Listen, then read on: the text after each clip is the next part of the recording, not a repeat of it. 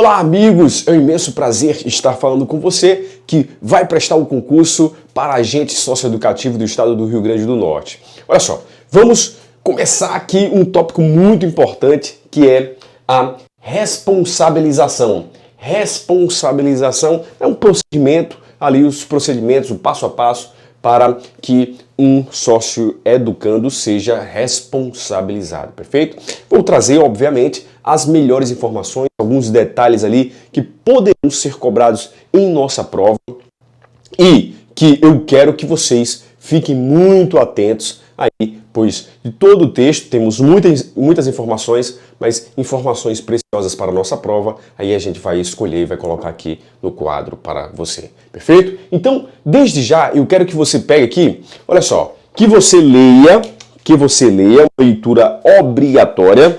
uma leitura obrigatória, deixa eu só pegar aqui minha caneta, perfeito, uma leitura obrigatória de quê? Das faltas. Vocês sabem muito bem que as faltas, elas são faltas leves, faltas médias e faltas graves, perfeito? Então, quero desde já falar para vocês que fiquem ligados a todas essas faltas disciplinares, perfeito? Deixa eu só corrigir aqui para ficar tudo show de bola. Leves, médias e graves, perfeito?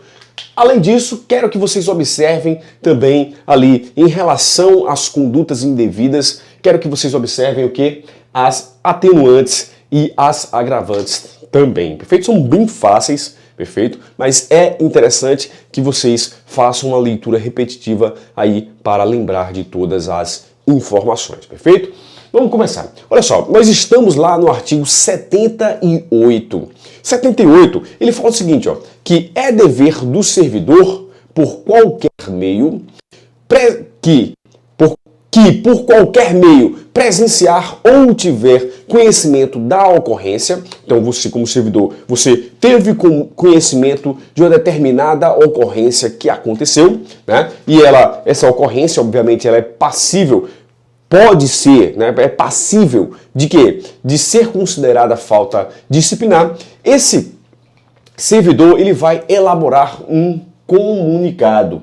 Né? Aconteceu uma ocorrência, olha só, uma ocorrência, e nós teremos aqui, ó, um servidor, ele vai, por qualquer meio eletrônico, por escrito, ele vai fazer um comunicado. A gente chama comunicado de ocorrência, perfeito? Um comunicado de ocorrência. E aí nós temos o seguinte, que neste comunicado devemos ter o quê? Diversas informações. Olha aí, vou ler para vocês aqui, ó. O nome do socioeducando, o local e hora da ocorrência, a falta que lhe é atribuída, a descrição sucinta dos fatos, a indicação da norma infringida e, o mais interessante aqui para nós, testemunhas. No máximo 3 testemunhas. Então, deixa eu colocar aqui, ó. No máximo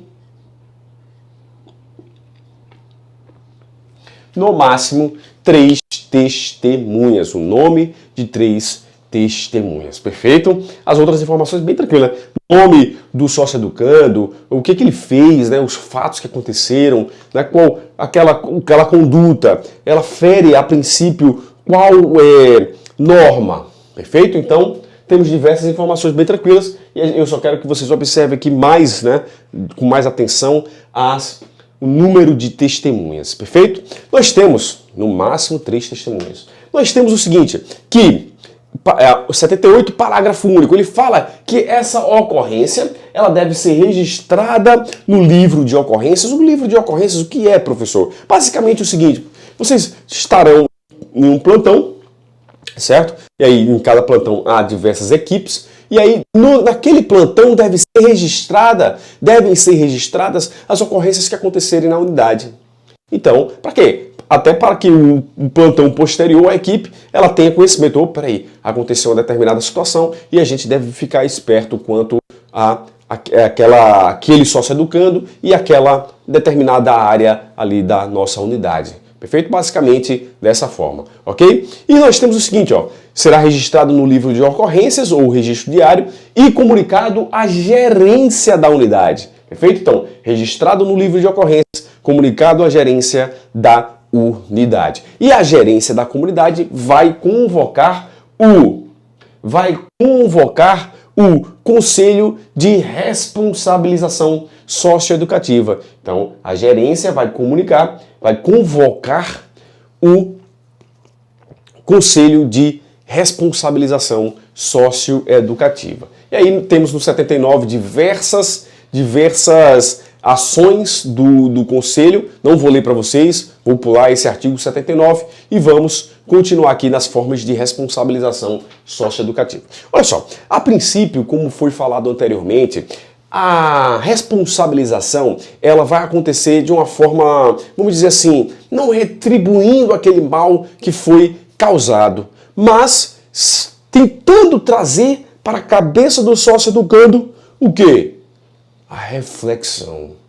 A reflexão. Perfeito? Temos aí aquela questão da justiça restaurativa, dos círculos de paz. Perfeito? Então, a princípio, reflexão, conversa a respeito do que foi que aconteceu. Perfeito? Porque o sócio-educando, ele não pode ser ferido nos seus sentimentos. Certo? Com uma punição grave, como eu desejo. Não. Ele deve passar por conversas, reflexões. Perfeito? Então nós temos o seguinte. O artigo 80 ele fala o seguinte, ó, a diretriz restaurativa deve ser prioritariamente adotada e assim a responsabilização socioeducativa deve adotar os círculos de paz, que tem 3 fases, né? O pré-ciclo, o círculo, pré-círculo, círculo e o pós-círculo, perfeito? Tranquilo? Então, depois dê uma lida aqui, né? Se vocês tiverem curiosidade de saber o que é esse círculo de paz aí. A princípio, né, por essa questão de reflexão, perfeito?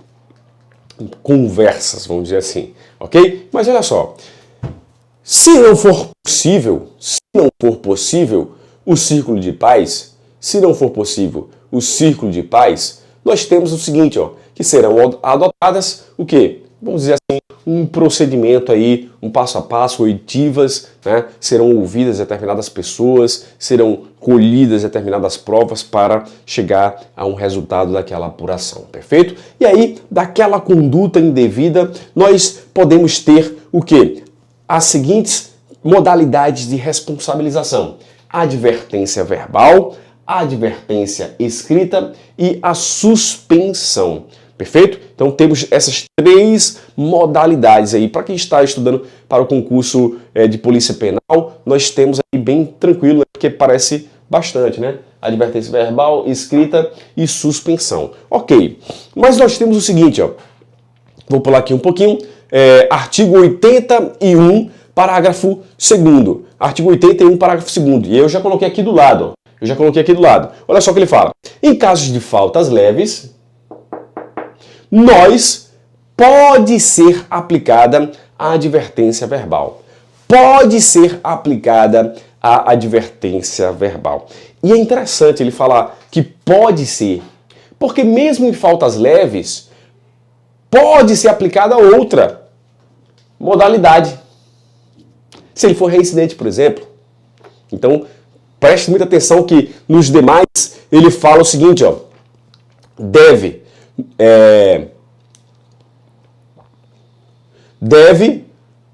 no parágrafo 3º, né? Na escrita ele fala deve. Então vamos lá, vamos bem devagarzinho. Olha só.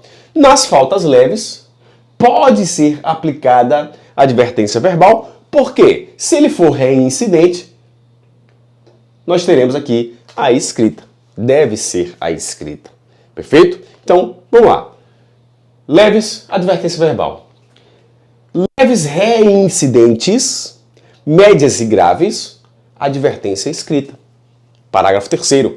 A advertência escrita deverá ser aplicada com maior rigor em casos de falta de natureza média e grave, bem como na reincidência de faltas leves. Por isso que tem um Rzinho aqui, ó, em cima das leves. Perfeito? Show de bola. Por último, suspensão das atividades recreativas e de lazer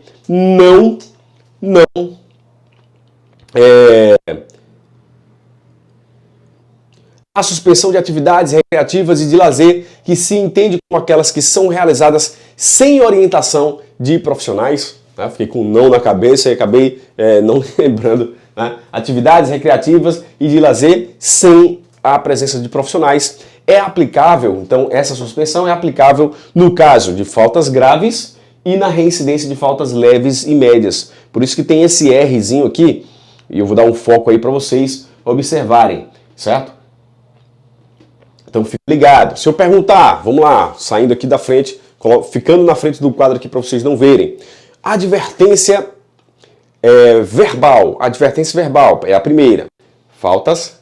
Pode ser nas faltas leves. Advertência escrita, falta leve, reincidente, média e grave. Nas faltas, a suspensão das atividades de lazer, nós temos nas leves e médias, reincidentes nas duas, e nas faltas graves. Perfeito? De novo, advertência verbal, faltas leves, pode ser. Advertência escrita, falta leve e reincidente, média e grave. Suspensão das atividades e do lazer, leves e médias, reincidentes e graves. Fechou? Show de bola, chave de ouro, então tranquilo, ok? Só que ele fala ainda em relação à suspensão que ela não pode ultrapassar o que? O prazo de 5 dias, lapso temporal, 5 dias. Fique atento, pois a banca examinadora pode colocar qualquer outra aqui, 10 dias, 15 dias, fica ligado, beleza? Vamos continuar. Nós temos aí o seguinte, partindo lá para o artigo 82, ele fala que o procedimento de responsabilização socioeducativa terá início com o comunicado da falta à Defensoria Pública, e coloquei família aí, ao representante familiar, no prazo de até, olha só, vou colocar até,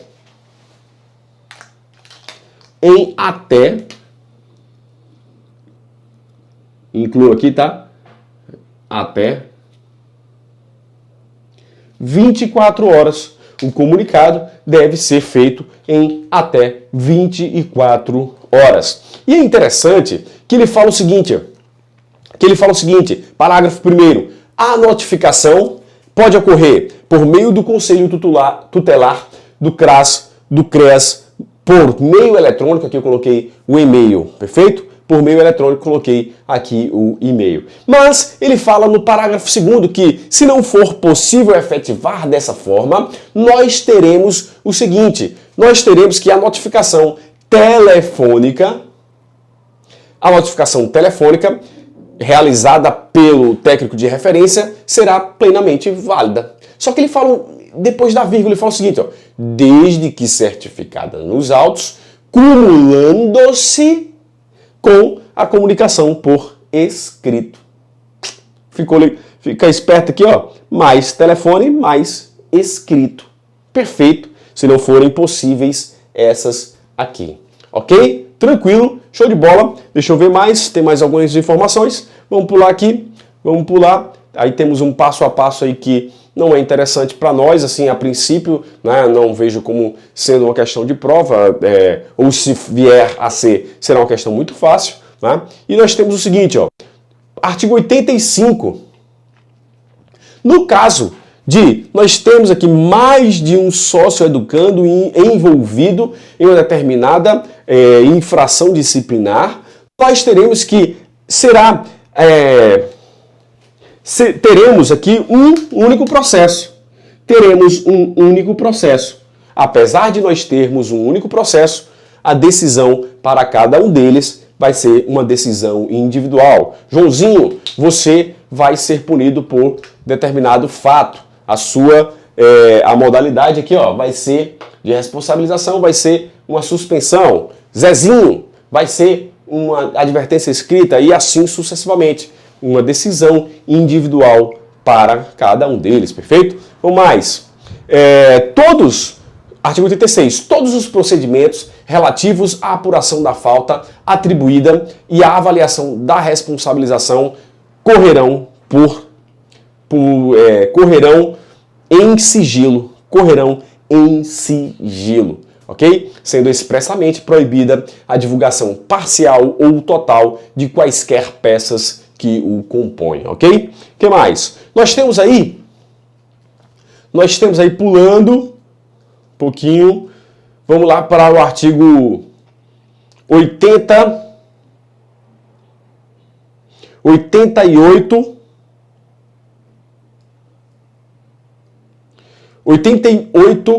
parágrafo 2º.